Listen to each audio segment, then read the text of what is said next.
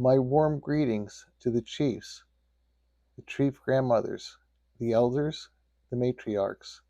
the directors, presidents,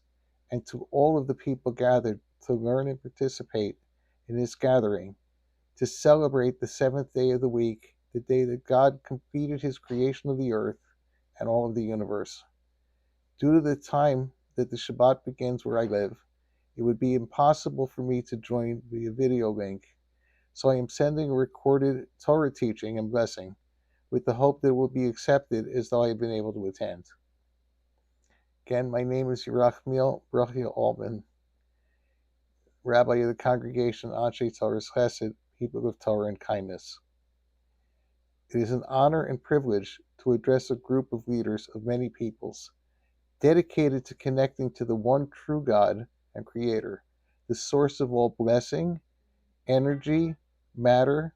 light, heat, air, and everything else we see, smell, sense, and even those things we're unaware of,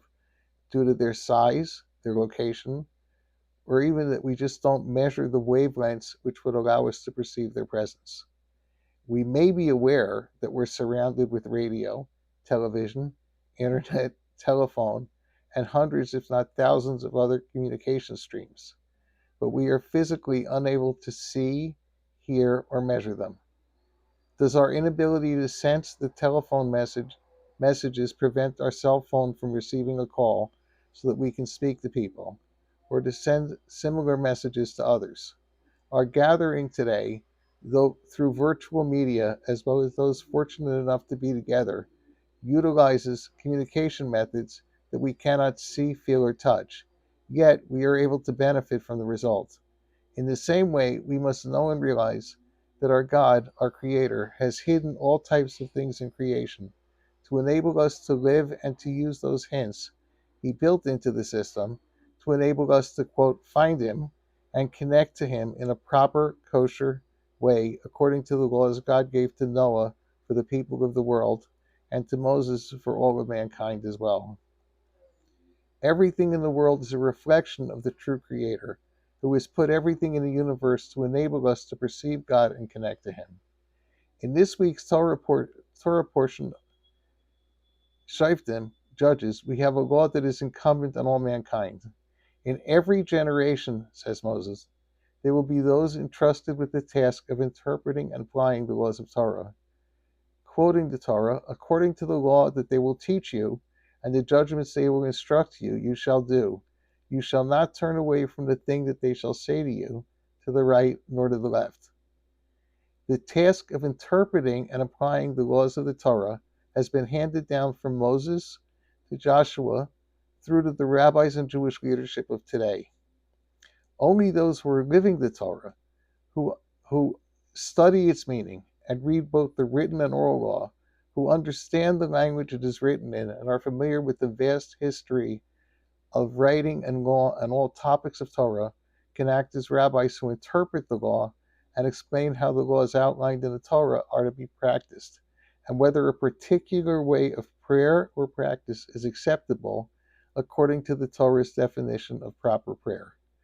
We must be aware that many people today are interpreting basic laws of life and living in strange ways. In their view, the definition of man and woman, mother and father, are fluid and can be changed by someone's choice. Just as this is obviously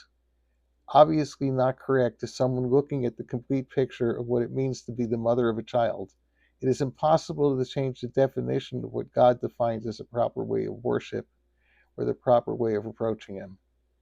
With the blessing that each of us can find a true spiritual guidance and blessing, that we can find the path that both God and man find acceptable, and that we can all pray together for the recognition of the true soul and only creator and sustainer of creation and reality. We are at the beginning of the last month of the Jewish year, and are soon to enter the holiday of Rosh Hashanah. In the next 2 weeks, I hope to teach and discuss the individual and group commitment to true repentance prior to Rosh Hashanah, the blessings of Rosh Hashanah, and how we can maximize our blessing for a year of good, plenty, peace, dialogue, and universal acceptance of the true King and Master of the world and universe. Kasiv Chasima Taiva on a good Gebench Yor. a bracha to be written for a wonderful, blessing-filled year of happiness, great health, goodness, kindness, great income, and good in all ways we understand and appreciate. If you have any questions on this or any other topics I touched on, please send me a text or email. Rabbi Yerachmiel Brachia Altman.